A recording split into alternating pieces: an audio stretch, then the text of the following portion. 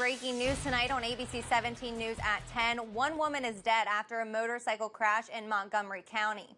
The incident happened just before 4 p.m. today on westbound I-70 near mile marker 181.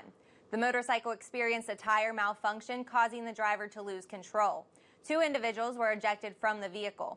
The driver, 63-year-old Charles Hamilton, experienced serious injuries and was transported by ambulance to University Hospital. But Deborah Hamilton, 58, of Belleville, was pronounced dead at the scene. Both individuals were wearing helmets, according to the crash report.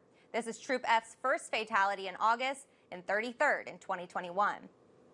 A man is recovering from serious injuries after another motorcycle crash in Morgan County. That crash happened at 8:30 last night along Buck Creek Road near Lakewood Drive. 58-year-old Brad Wilson was driving a motorcycle when it went off the right side of the road and overturned. Wilson was thrown off of the bike and flown to University Hospital. He was not wearing a helmet at the time of the crash. After 1 o'clock today, fire crews responded to a hazardous materials incident at the Ashland Pool. When arrived, they found a strong smell of chlorine in the air. The area was evacuated. It was reported to fire crews that two different chlorines were mixed together in efforts to clean the pool. The two reacted to each other, causing them to gas in the building next to the pool area. One person was evaluated for breathing problems at the scene but was not transported. Fire districts want to remind the public that mixing chemicals, even if it's the same chemical from different manufacturers, can be dangerous.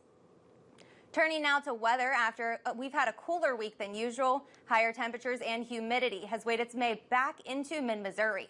ABC 17's STORMTRACK forecaster Chance GOTSCH is tracking that heat right here from our weather center tonight. Chance, we're also looking at some storms. Yeah, Chanel, thankfully those storms are just out west, but by tomorrow we're going to see them make their way back into central Missouri. But right now those temperatures are starting to cool down here in central Missouri. Earlier today we saw temperatures about 91 degrees across the area. Now we're starting to get back down into the upper 70s. Still a couple little warmer areas around the central Missouri area. 77 degrees in Columbia, Jefferson City, 3 degrees warmer at 80. And as we start heading south towards Fort Linwood, it's going to be 76 degrees. Now the temperatures are going to continue down into the lower 70s. Here in Columbia, we're going to be bottoming out at 73 degrees. We're going to start to see some more cloud cover come in, and we could see a few late scattered showers. Winds will stick out of the west-southwest at 5 to 10 miles per hour, so that's going to be fueling these warmer temperatures that we've been seeing and will continue to see for the next several days. Now we're taking a live look at the radar. You can see that cold front out ahead of that. It's just a few storms. Now, by the time those storms start to make their way back into central Missouri, they're going to kind of be dead, as we're going to have some AM showers. Look at that, 6 a.m. just knocking on the door of Brunswick. Starts to continue to push southeast across central Missouri. And by about noon, you see we have a little bit of a break in those storms, kind of die out across the area, maybe a few scattered showers. But the real story is going to be back into the afternoon. These showers and storms are going to be more widespread. It's going to cool us off just a little bit for the temperatures, and it's going to continue to become more widespread throughout the overnight hours.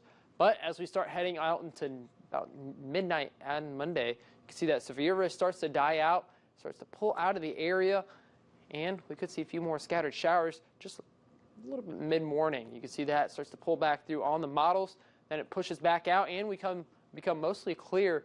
Now, with these storms, the big threats we're going to see is strong winds and flooding. Now, with that, could see a possibility of some hail, but that is pretty low at the moment. Like I said, flash flooding could be prevalent. Maybe have some downpour rates where we could see up to an inch or 2 inches in some areas. Now, Monday and Tuesday, we are on a weather alert day due to those high heat indexes. It's going to be close to 105 degrees, but we start to cool down, heading off into the upcoming weekend. The Voluntary Action Center's annual back-to-school health fair was today. This event serves students in kindergarten through 12th grade as they prepare for the first day of school. ABC 17's Hannah Falcon is live at Derby Ridge Elementary, where the fair took place today. Hannah, an estimated 600 kids went to the health fair. Yes, Chanel, everyone knows you need a backpack and pencils for back to school, but there's a lot of other things kids need before the first day of class. The Voluntary Action Center was sure to supply all of them at today's health fair. I'm all new at this because actually I was homeschooled. Kelly MAGGARD's son Keno is entering the first grade, and she needed some help preparing for school for the first time. So Kelly participated in Voluntary Action Center's back-to-school health fair today. I have all this information and all these things, educational things I can do with my son and help us from health care to the COVID shot, everything. VAC Executive Director Ed Stansberry told me the goal of the fair is to provide everything a child needs before school.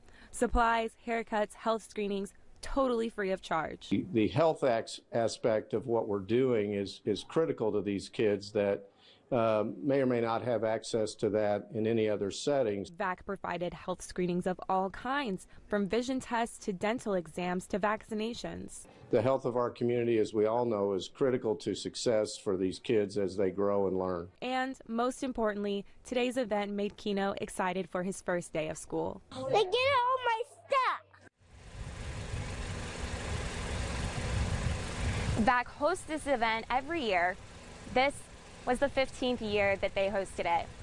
Live from Derby Ridge Elementary School, I'm Hannah Falcon, ABC 17 News. Hannah, thank you. An additional event happened on Town Drive today, offering free hot dogs on top of school supplies. And if you didn't get a chance to take advantage of today's events, don't worry, there's more going on tomorrow. The Dream Free Academy is set to host one offering free haircuts and prizes to students at Douglas Park on top of school supplies. That event is set to run from noon until 6 tomorrow. Missouri's sales tax holiday continues this weekend across the state, but several counties in mid-Missouri have chosen not to participate. This includes Boone, Cole, and Callaway counties, as well as all the other ones that are highlighted on your screen right now. In those counties, though, state tax will still be deducted from qualifying purchases under 3 categories. Those categories include clothing, school supplies, and personal computers. There is a price limit for some items. You can find a full list of items eligible for the tax-free weekend and those price limits on the Department of Revenue's website. Former Republican lawmaker Ed Emery has died after serving nearly 2 decades in the Missouri Senate and House. Back in June, Emery was the first candidate to announce his run for a U.S. House seat due to an opening created by Representative Vicky Hartzler. Emery was hospitalized on Tuesday night after collapsing during an event in Randolph County. Overnight colleagues, including Representative Sarah Walsh, tweeted about Emery's passing, calling him, quote, a committed Christian and honorable man. Emery was 71 years old. Country singer Garth Brooks asked his fan to mask up at his concert tonight at 7 in Kansas City. 70,000 people were expected to attend the event tonight at Arrowhead Stadium. Matt Fleener spoke with the singer, who expressed his concerns about the recent surge in COVID cases. News Chopper 9 capturing the scene at sound checks on Friday for one of the world's biggest entertainers. The parking lot sure to be full at Arrowhead Saturday, as inside will host the biggest crowd Kansas City has seen since the pandemic began. Everybody's kind of worrying about, are we doing the right thing? I'm one of them, trying to figure it out as we go. Garth Brooks getting ready to host roughly 70,000 fans at Arrowhead, just as a surging Delta variant has gripped Missouri and Kansas. With this new thing looming, I think you got to be smart. I would much rather see masks because I can hear you fine through this. Brooks also talked about vaccinations, as the Kansas City Health Department will host a vaccine drive before the concert. I'm vaccinated. I encourage you to get vaccinated, but until it's a law, it's a choice. We also asked what he would tell people if they're on the fence about coming to the concert Saturday night with so many people in the crowd. What advice would you give them when it comes to health and safety? That's great, man. Anybody that's got any kind of question about coming to this concert, stay at home. Because what I need you to do is I need you to come here totally 100%, right? As of now, Brooks plans on continuing his tour with the next stop in Nebraska.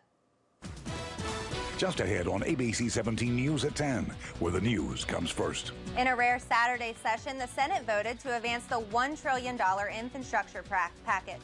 We'll tell you more on what that bill could do after the break.